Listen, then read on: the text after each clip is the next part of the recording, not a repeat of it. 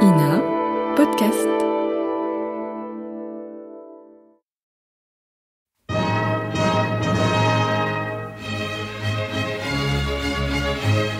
Bon baiser de partout. Une émission secrète de...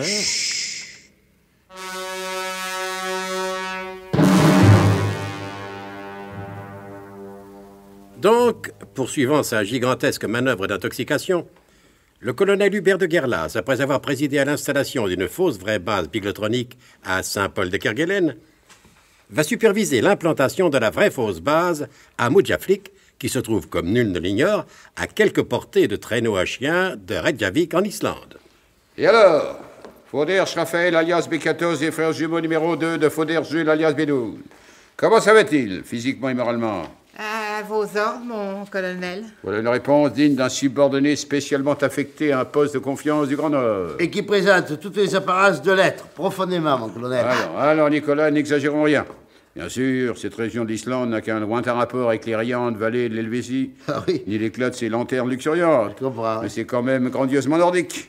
N'est-ce pas votre impression, Raphaël Foderch, deuxième du nom dans l'ordre hiérarchique de naissance? À vos ordres, mon colonel. C'est vous qui avez construit vous-même et de vos mains agiles cet igloo de style d'époque esquimau glacé, formé selon les principes architecturaux en usage sur le continent arctique, avec des blocs de glace dépareillés, de neige agglomérée au titre d'abri individuel et de résidence permanente nordique? À vos ordres, mon colonel. Mon colonel, puisqu'on se trouve actuellement en pays arctique et face au Groenland, est-ce qu'on ne pourrait pas organiser une petite aurore boréale de bienvenue, histoire de célébrer l'événement que constitue la mise des pieds de l'état-major du SDUC sur le sol polaire? Excellente idée, Nicolas.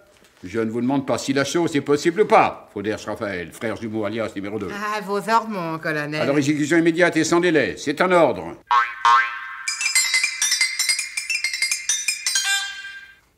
Et, aux ordres du colonel auquel il semble être résolument dévoué, Raphaël Foderch, alias B14, s'en alla d'un pas non moins résolu, et par des moyens arctiques connus de lui seul, s'en alla donc exécuter l'ordre boréal donné par le chef du SDUC.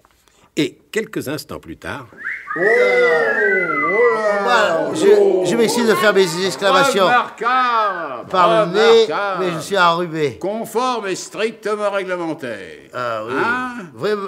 vraiment chouette, vachement chouette, mon colonel. Ouais. Et puis alors, c'est pas de l'aurore boréale de série? Normal et conforme à la discipline arctique, Nicolas, étant donné qu'il s'agit d'une aurore boréale exécutée d'après les instructions données par ordre supérieur hiérarchique. Oui. Professeur, ingénieur Abner, Oui. regardez là, droit devant vous, face à gauche de la ligne d'horizon et juste au-dessous de l'arc du cercle du pôle polaire, la magnifique, la splendide, l'admirable aurore boréale. Oui, c'est pas mal, c'est pas mal. Mais il n'y a pas de quoi se relever à midi pour voir si le soleil de Ménis se lève à 14 heures. C'est tout ce que ce grandiose spectacle vous inspire. Je suis un scientifique, colonel, et de ce fait quelque peu blasé sur les beautés de la nature, si auroralement boréale soit-elle. Eh ben, c'est quand même vachement beau et lumineusement spectral en même temps que spectralement lumineux. Oui, ça rappelle l'aventure d'un marchand de couleurs. Oh, elle vient de disparaître d'un seul coup comme elle est apparue. Raphaël Foderch l'a allumé. Raphaël Foderch l'a éteinte. Que le nom de Raphaël Foderch soit cité à l'ordre du jour polaire présent, conformément aux dispositions concernant l'allumage et l'extinction des feux. À vos ordres, mon colonel. Ah, vous voilà revenu. Compliment, c'était très bien. À vos ordres, mon colonel. Alors, colonel, on monte le bazar biglothronique comme celui qu'on a installé à Saint-Paul-de-Kerguelen. Plus bas, professeur. Tiens, parce que Raphaël Foderch s'apprenne que nous sommes allés rendre visite à son frère avant lui. Ah?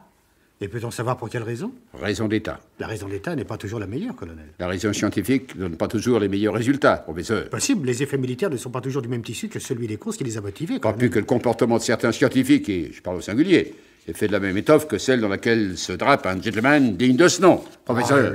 Allons, on ne va pas recommencer à se disputer pour une malheureuse affaire depuis longtemps oubliée, colonel. Oubliez de vous, n'en doute pas, mais pas de moi. Je suis au regret de vous le dire, professeur. Colonel, Ouais. l'air pur et non pollué de l'océan glacial arctique porte aux confidences et à la sincérité. Alors, entre nous, je peux bien vous le dire aujourd'hui, elle ne me plaisait pas tellement, mademoiselle Truscott, quand, en Grèce, elle est feu... Enfin, vous me comprenez, colonel. Vous n'êtes que plus méprisable. Alors pourquoi allez-vous contraindre à se donner à vous par opération biglothronique d'odieux chantage, professeur? Par patriotisme, colonel. Oui, colonel, par patriotisme. Je le jure, sur ce que j'ai de plus cher au monde, c'est-à-dire sur moi-même. Et en voici la preuve. Quand mademoiselle Truscott a accepté de me céder en soupirant noblement, c'est pour la France. J'ai eu conscience qu'en agissant comme je l'ai fait, j'agissais par voie patriotique de conséquence, moi aussi, pour la France. Voilà la vérité, colonel. À vous de juger sur la noblesse ou l'indignité de ma conduite. Professeur, je tiens pour valable et sincère votre hypocrite plaidoirie. Je reconnais avoir méconnu l'exacte valeur de vos véritables sentiments distingués. Votre main dans la mienne dans la vôtre, et qu'il ne soit plus jamais question, entre nous, sauf quand l'occasion s'en présentera, de cette malheureuse affaire. La réconciliation générale étant ainsi déclarée, faites immédiatement le nécessaire pour faire ici à Moudjaflik ce qui a été fait là-bas à Saint-Paul des Kerguelen. D'accord. Et à mon tour de m'écrier. À vos ordres, mon colonel. Dites donc. Abner Abner! Eh bien, Abner, répondez, mon vieux! Il peut pas répondre, professeur. Il est complètement gelé. Ah, ça ne m'étonne pas, avec son insouciance habituelle. Il se promène en short au pôle. Ah, quoi, pardon, un short au pôle? Oui, en short enfin, vêtu d'un short au pôle Nord, si vous préférez. Ah ouais. Alors vite, prenez ce je qu'il faut dans la préfère. trousse de secours au frigorifié, on va le réanimer, si toutefois il n'est pas trop tard.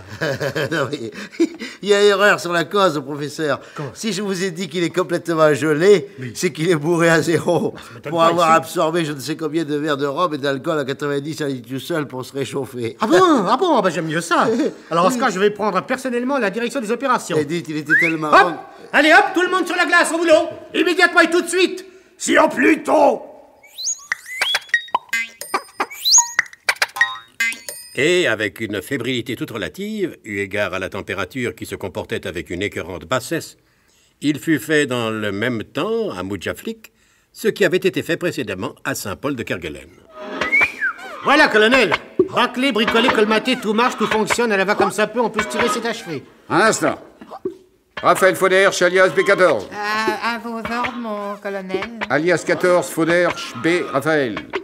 Je vous confie les gardes vigilantes et nationales du complexe biglotonique qui vient d'être édifié sous vos yeux, qui ne le sont pas moins. À vos ordres, mon colonel. Tâchez que la confiance que je place en vous ne soit pas à fond perdu dans le Grand Nord. Oh, à vos ordres, mon colonel. Quant à nous, veux-je dire, nous partons immédiatement sans délai, citation du murmure, en direction de Saint-Paul des Kerguelen, afin d'y procéder à la même opération que celle à laquelle vient d'être ici même procédée.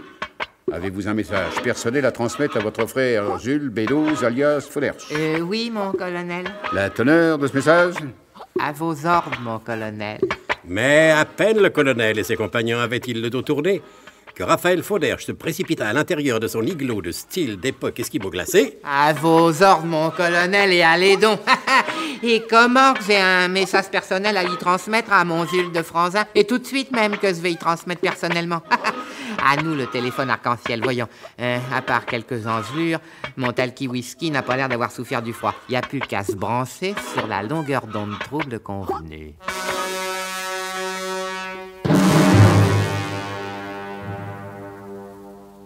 N'avais-je pas raison de vous prévenir qu'il fallait se méfier des frères Fauderche? Le colonel ne va-t-il pas en voir de toutes les couleurs grâce à ce téléphone arc-en-ciel?